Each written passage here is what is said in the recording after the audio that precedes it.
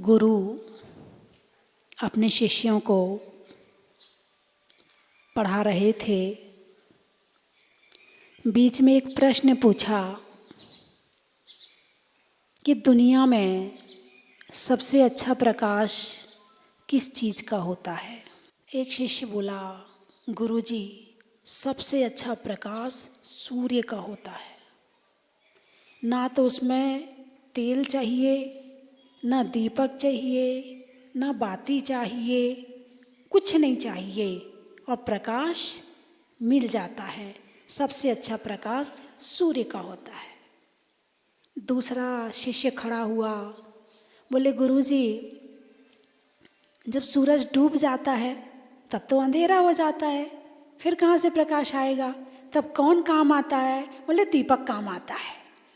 तो सबसे अच्छा प्रकाश दीपक का, कि जब सूरज चला गया तो उस अंधेरे में भी हमने उजाला कर लिया, तो सबसे अच्छा प्रकाश दीपक का।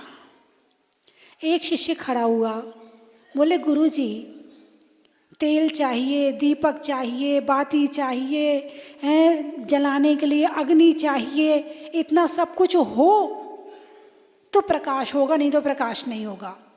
इसलिए सबसे अच्छा प्रकाश तो रत्नों का है। कुछ नहीं करना पड़ता है, बस रत्न को लाओ और एक कोने में रख दो और पूरे कमरे में उजाला हो जाता है। ना तेल चाहिए, ना दीपक चाहिए, कुछ नहीं चाहिए।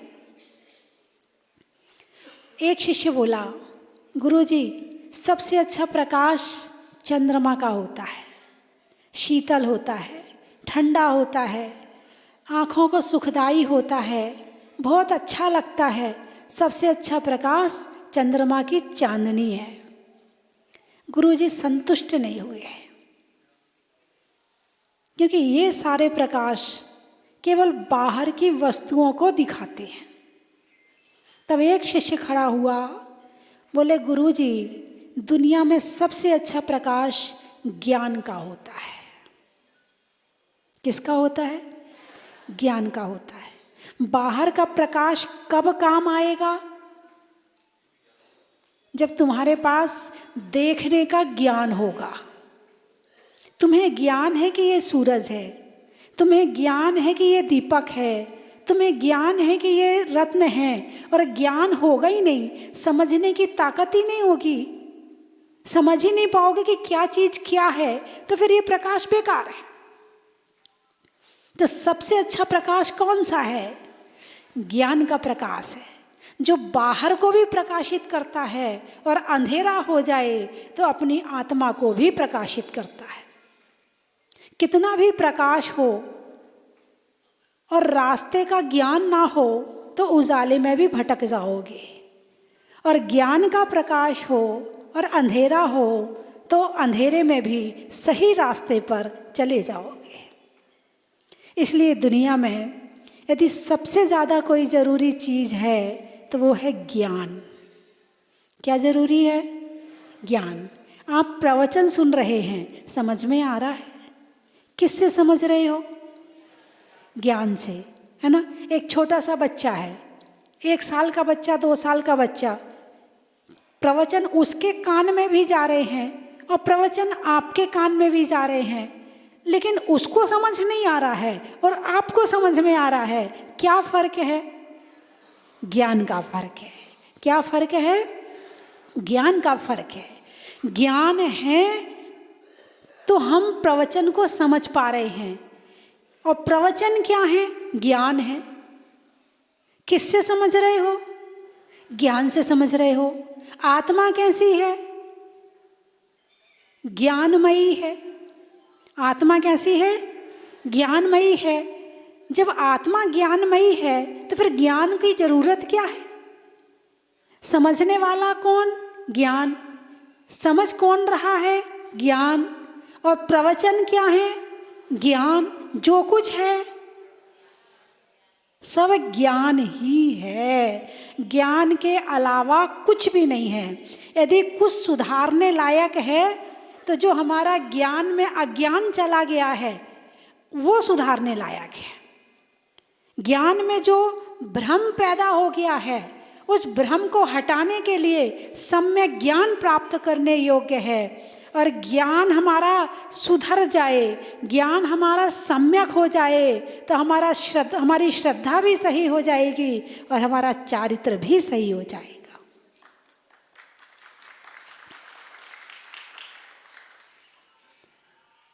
सारी दुनिया को किससे जानते हो?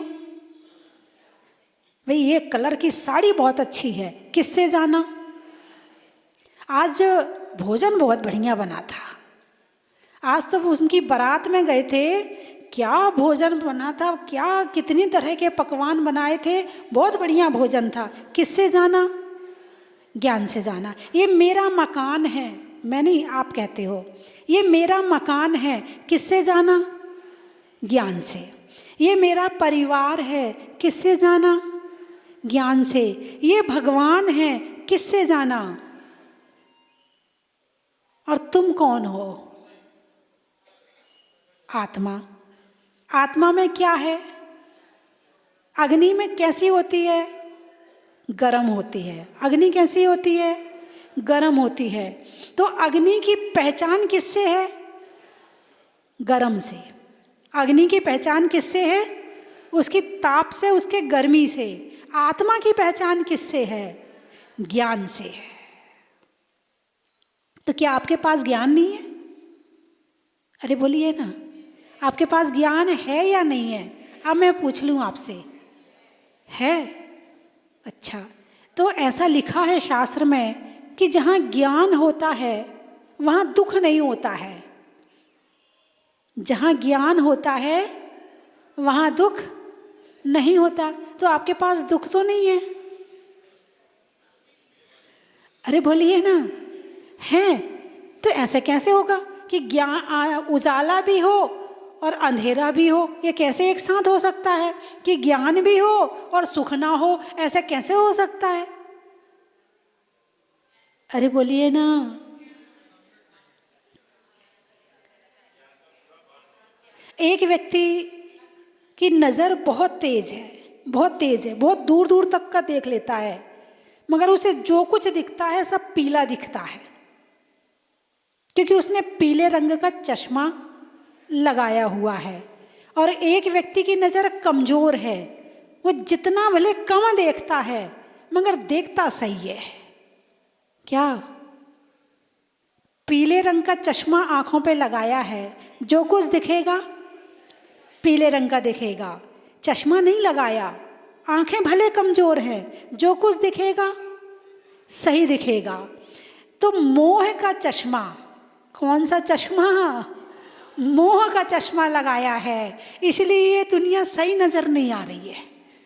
जिस दिन ये चश्मा उतर जाएगा उस दिन भले कम नज़र आए मगर जो भी दिखेगा वो सही नज़र आएगा।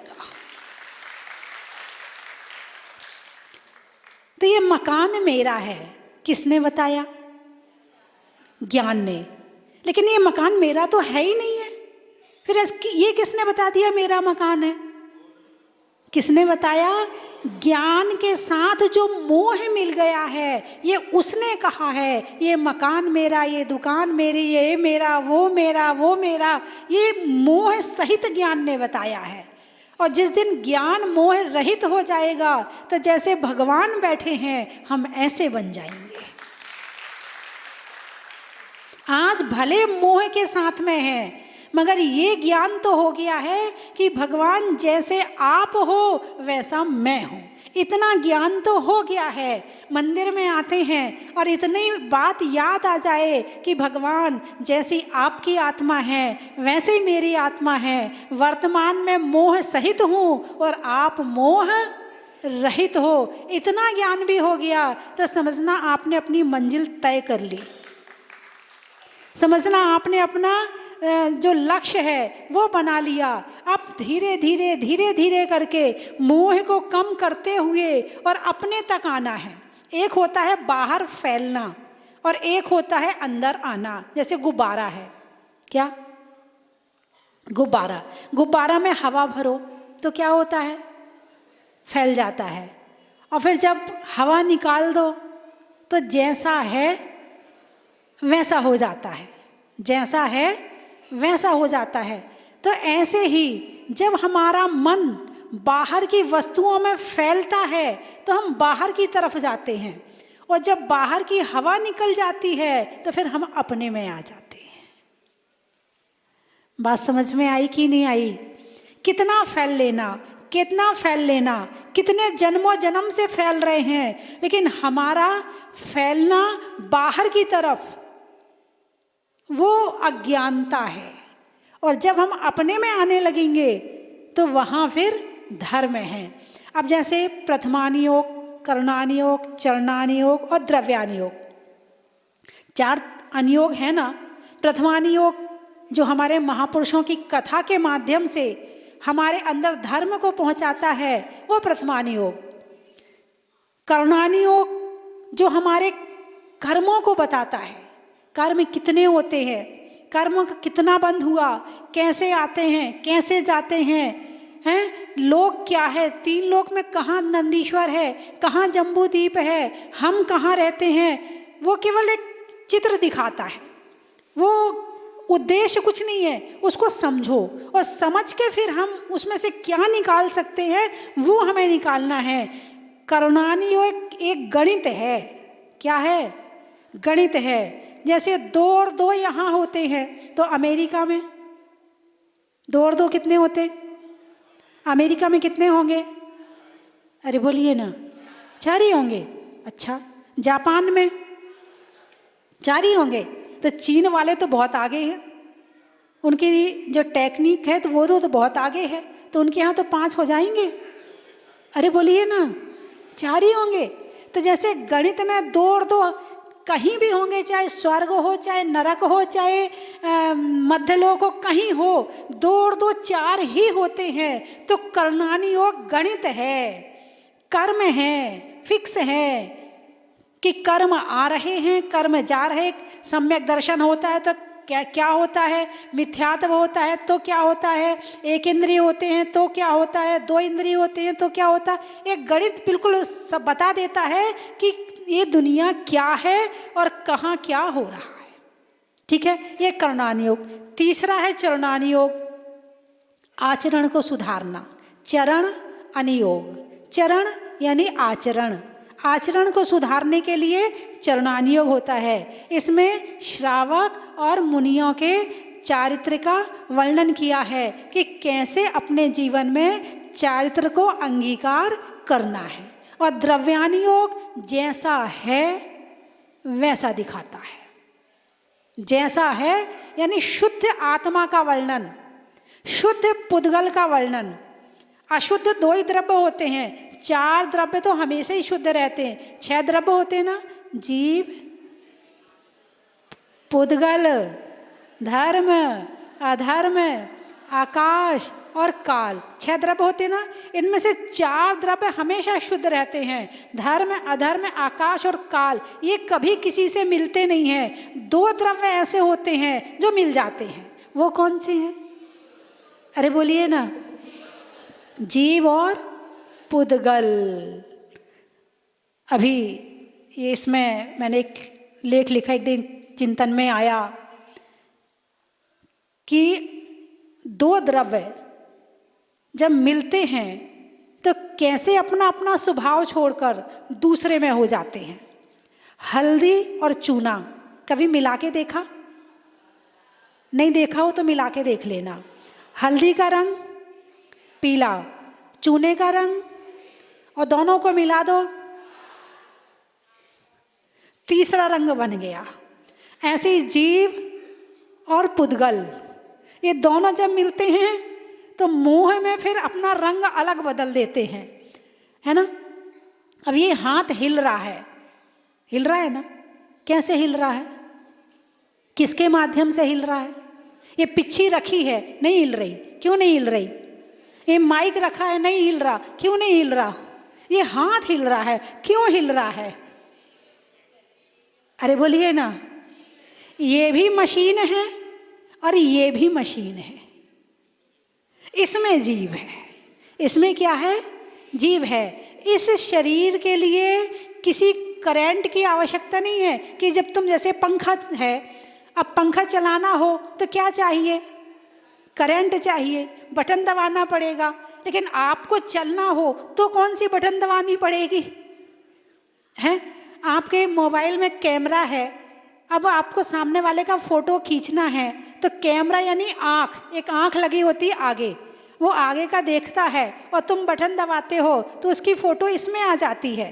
तो उसको तुम्हें दबाना पड़ा, उसको तुम्हें खोलना पड़ा और तुम्हें बटन दबा के फ़ोटो खींचनी पड़ी। अब तुम्हें सामने वाले को देखना है तो कौन सी बटन दबानी पड़ेगी? अरे बोलिए ना, कोई बटन नहीं दबानी है, बस मन। किसको करना है? मन में भाव हुआ कि देखना है, मन में भाव हुआ कि जानना है, तो हमने बोल के जाना और आंखों से देखा और कानों से सुना। तो ये क्या हुई फिर? एक मशीन। इस मशीन को कौन चला रहा है? अरे बोलिए ना, ये करंट कौन है? वो करंट तो पानी से बनता है और अग्नि से बनता है, इसमें करंट कहाँ से आया? ये जीव है, ऊर्जा है, चेतना है, इसका नाम है चेतना है, जागृति जिसमें हमेशा रहती। मैंने एक बार और बताया था, जैसे आप गाड़ी है, गाड़ी को कहीं आपको ले जाना है तो चाबी लगाते हो, स्टार्ट करते हो, है ना, फिर गाड़ी को ले जाते हो। जब गाड़ी चलती है तो पेट्रोल खाती है, गाड़ी चलती है तो पेट्रोल खाती है, और गाड़ी खड़ी हो, अरे बोलिए ना, खाती है क्या? नहीं खाती, नहीं खाती ना, फाइनल, पक्का? देख लो, आप रात को भोजन करते हो, दूध पीते हो और सुबह उठते हो, पेट्रोल बचा गाड़ी में? नहीं बचा, खाली हो गया पेट। तो ये कौन सी गाड़ी है जो बैठे बैठे खाती है, सोते सोते खाती है? क्योंकि इसके अंदर जीव है। इसके अंदर क्या है? जीव है। और ये जीव कौन है? ये जीव मैं हूं। और शरीर क्या है? शरीर पुद्गल है। तो मैं जीव हूं और शरीर पुद्गल है। तो मैं तो हो गया फर्स्ट पर्सन और शरीर हो गया सेकंड पर्सन, ठीक है? तो अब हम दोनों अलग अलग हो गए ना, तो हम पड़ोसी हो गए ना, एक दूसरे के बाजू में रहते हैं, एक दूसरे के साथ रहते हैं, तो क्या हो गए हम? अरे बोलिए ना, जोर से बोलिए ना, पड़ोसी। जब घुटना दुखे तो क्या कहना?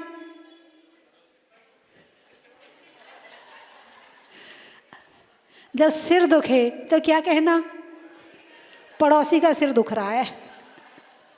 जब कमर दुखे तो क्या कहना? पड़ोसी की कमर दुख रही है। और जब भूख लगे तो क्या कहना? और जब कोई मोबाइल पे कहे कि कौन बोल रहा है, क्या कहना? बोलिए, आत्मा बोल रही है। बेचारा फोन काट देगा, तुमने कह दिया आत्मा बोल रही है तो, हैं? तो ये हमारा पड़ोसी है। जब हम किसी चीज पर बार बार बार बार चोट मारते हैं ना, तो एक ना एक दिन वो पत्थर टूट जाता है ना? ऐसे ही हम आत्मा और शरीर को अलग अलग करना चाहते हैं। तो ऐसे ही हम छोटी छोटी बातों से, कि सिर दुख रहा है तो पड़ोसी का दुख रहा है, बुखार आया तो पड़ोसी को बुखार आ गया, अब भूख लगी, चल भाई पड़ोसी को खाना खिला दूं। तो ऐसे में क्या होगा? ये बात भले ही छोटी है, लेकिन भेद विज्ञान करने के लिए, अपने आप को अलग करने के लिए बहुत गहरी है। और ऐसी छोटी छोटी बातों से ज्ञान बढ़ेगा और ज्ञान बढ़ेगा और ज्ञान बढ़ेगा, भेद विज्ञान होगा, और धीरे धीरे हमारा मोह बाहर से कम होके खुद से हो जाएगा। और जब जिस दिन खुद से मोह हो जाएगा, उस दिन हम बाहर से अपने आप को समेट के हम अपने अंदर आ जाएंगे। तो जितनी परेशानियां हैं वो कहाँ से आती हैं? बाहर से आती हैं या अंदर से आती हैं? एक काम करना, आज आप लिस्ट बनाना। दुख तो होंगे ना आप लोगों के पास में, अरे हाँ या ना? बस माता जी आशीर्वाद दे दो।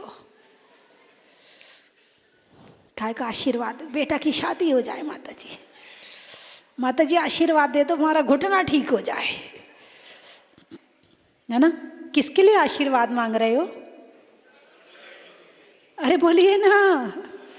सारी जिंदगी पड़ोसी के लिए आशीर्वाद मांगा है, खुद के लिए कभी आशीर्वाद तो मांगा ही नहीं है कि माता जी मेरे भाव शुद्ध रहें, मुझे क्रोध ना आए, मेरा अच्छा समाधि मरण हो जाए, मेरा मन धर्म में लगे।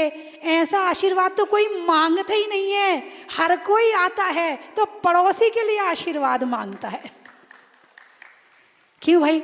जिससे ज्यादा प्रेम होता है, वो कहते हैं ना, हम दो शरीर एक जान है। जब ज्यादा मित्रता होती है तो क्या कहते हैं? यही कहते हैं ना, हम दो शरीर। कह मत देना किसी से। हाँ नहीं, सच कह रही हूं। यदि बंद हो गया ना, तो कई बार आपने देखा होगा इस तरह के बच्चे पैदा होते हैं कि धड़ दो होते हैं और सिर एक होता है। ऐसे बन जाओगे, दो शरीर एक जानी हो जाओगे।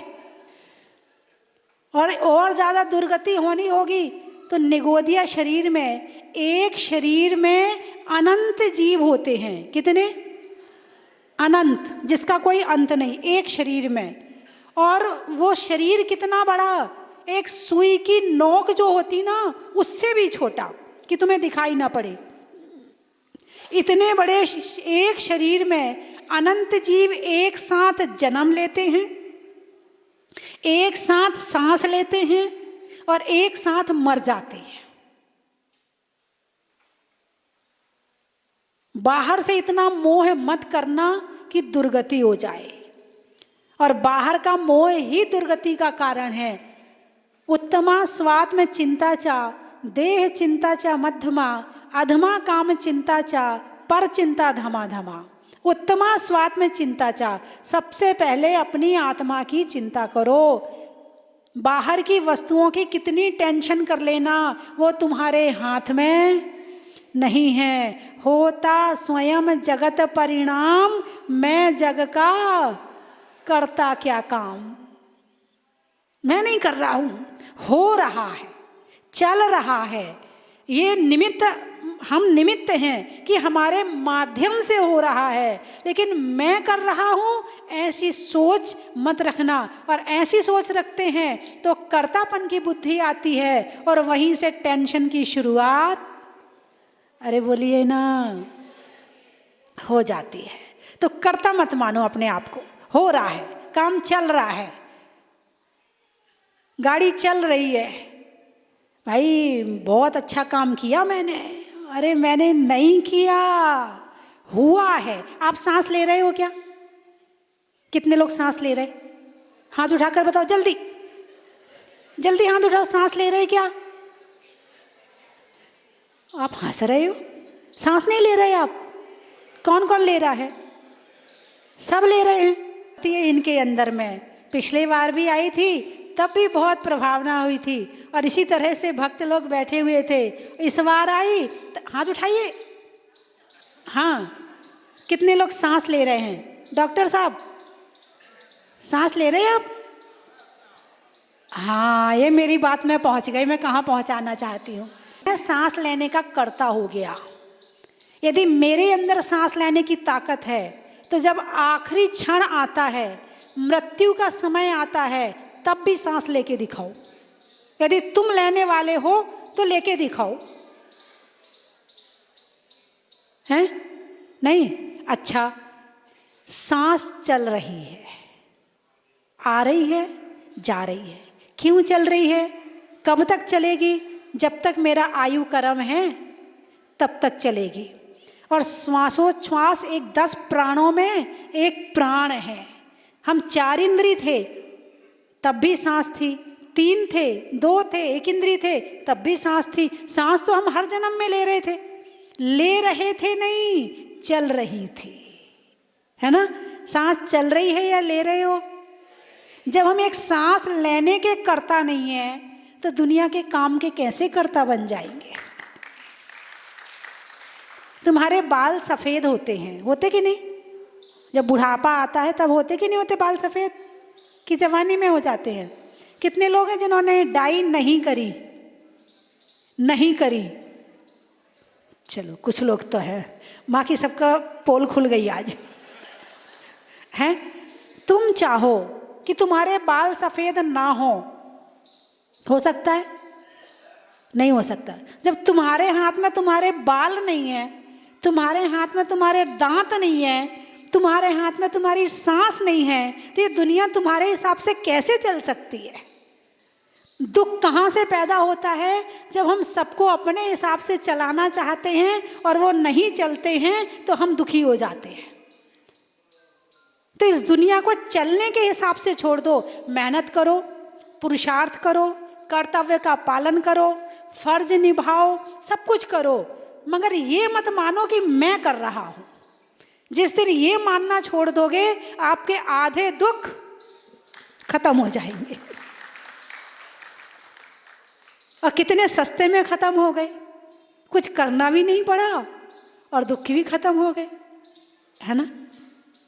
तो जब तलक है जिंदगी, फुर्सत ना होगी काम से, और समय कुछ ऐसा निकालो, प्रेम हो भगवान से। समय कुछ ऐसा निकालो, प्रेम हो भगवान से। तो यही क्षण है, यही ज्ञान है। संसार का कितना ज्ञान कर लेना दुख का कारण, और यहाँ आकर थोड़ा सा ज्ञान कर लेना सुख का कारण।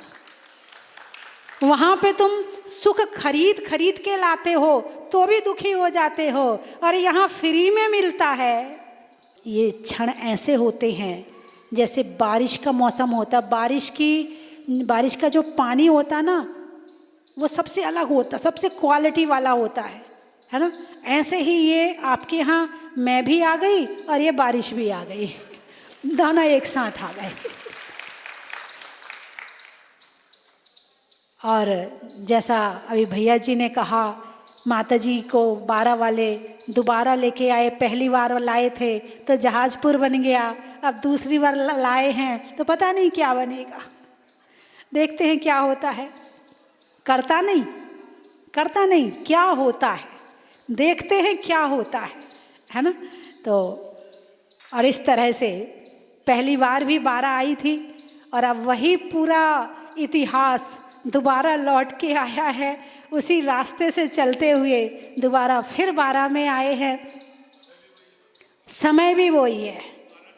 और 8 तारीख को आचार्य श्री ज्ञान सागर जी के स्मृति दिवस के रूप में हम गुरु उपकार समारोह मनाएंगे, क्योंकि ये स्थली वो स्थली है कि हम इसे अपने जीवन में कभी भी नहीं भूल सकते। आचार्य श्री ज्ञान सागर जी के कारण से अब हमारी हर किताब में 12 का नाम आता है। हर किताब, कोई भी किताब उठा लेना, उसमें 12 जरूर मिल जाएगा। हालांकि स्मृति ऐसी है कि उसमें कुछ कष्ट भी है, लेकिन अब है तो है। स्वभाव में नर्म का, भोजन में गर्म का, जीवन में धर्म का। बोलिए 24 भगवान की।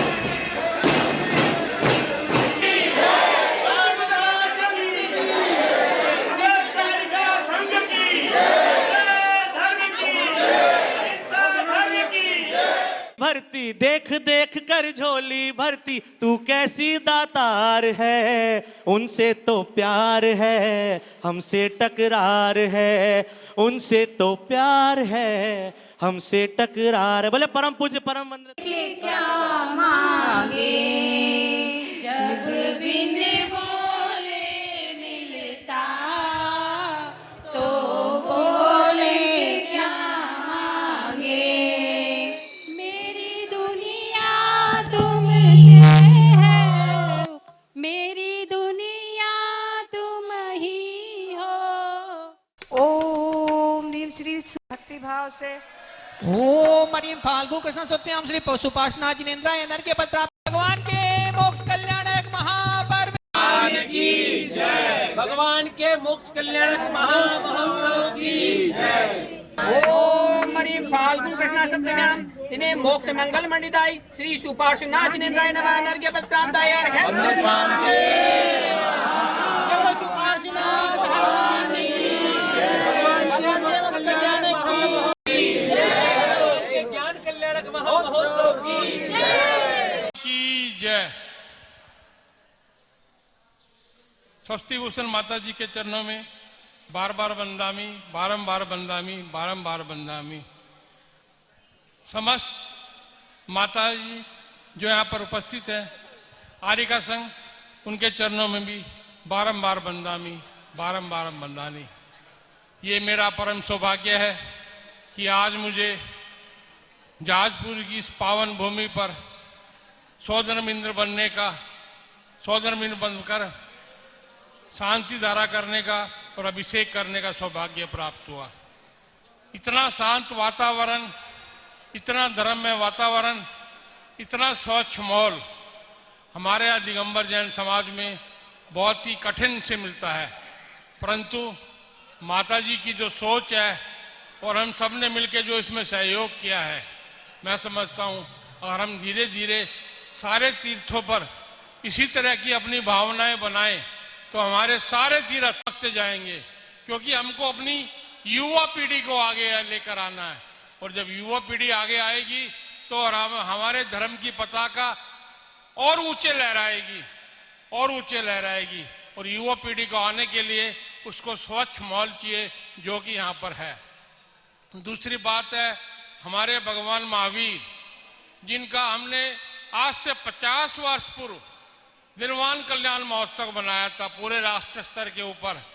हम सबको आज 50 साल के बाद, और ये हमारा सौभाग्य है कि हमारे ही जन्म काल में ये 2550 निर्वाण महोत्सव मनाने का हमको पूरे देश में सौभाग्य प्राप्त हो रहा है। और इसका शंखनाद हमने दीपावली 2023 में कर दिया था, जो कि पूरे एक साल तक दीपावली 2024 तक पूरे भारतवर्ष में 2550 निर्वाण महोत्सव की गूंज रहेगी।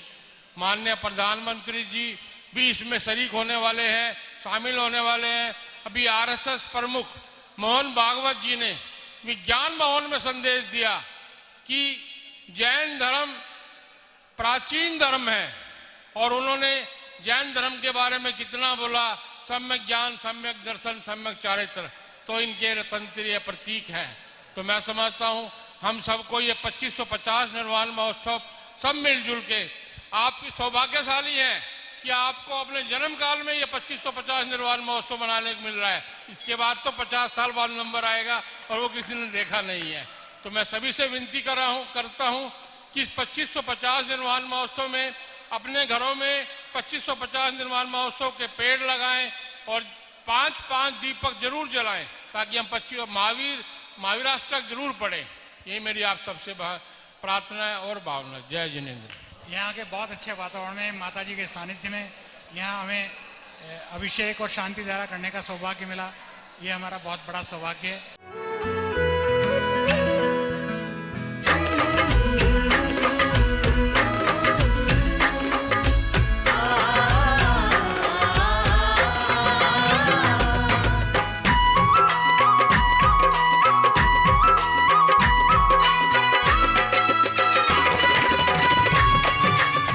बोलो अतिशय कार्य कजाराट श्री मुनीश्वरनाथ भगवान की जय।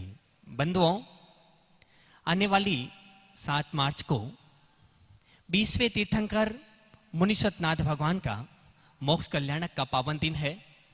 मैं आपको सादर आमंत्रित करता हूं, आप जहाजपुर वाले बाबा के पावन चरणों में आए और निर्वाण कल्याणक बनाए। परम पूजनीय भारत गौरव गुरुमा गण्य का स्वस्ति भूषण माता जी की संगस्था चुल्लिकारत्मती माता जी के सत्संग पावन सानिध्य में उस दिन सुबह 6:30 बजे से लघु अभिषेक के साथ में मुनीश्वरनाथ विधान होगा। ठीक 8 बजे मूल नायक मुनीश्वरनाथ भगवान का महामस्तकाभिषेक और विशेष रिद्धि मंत्रों के साथ में शांति धारा, और ठीक 9 बजे 20वें तीर्थंकर के समक्ष 20 किलो का निर्वाण लाडू चढ़ाया जाएगा।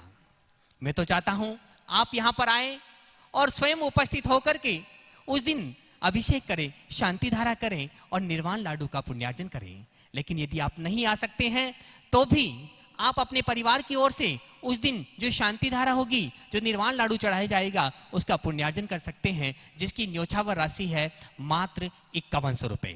तो बंधुओं, एक महासौभाग्य आपको मिलने जा रहा है।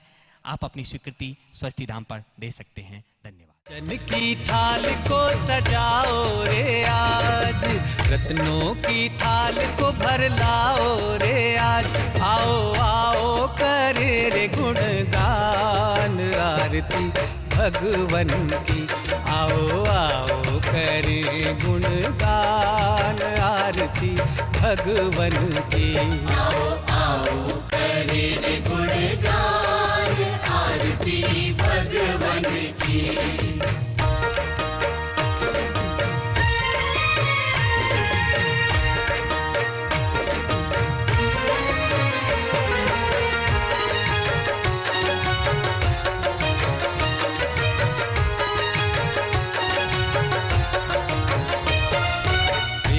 सुमित्र के राज दुलारे, माँ पद्मा जी के नैनों के तारे।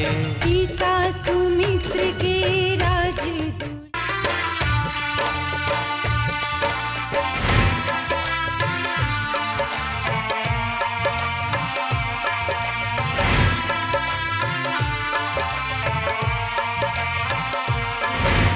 चलो रे चलो रे चलो, चलो रे चलो रे चलो, चलो जहाज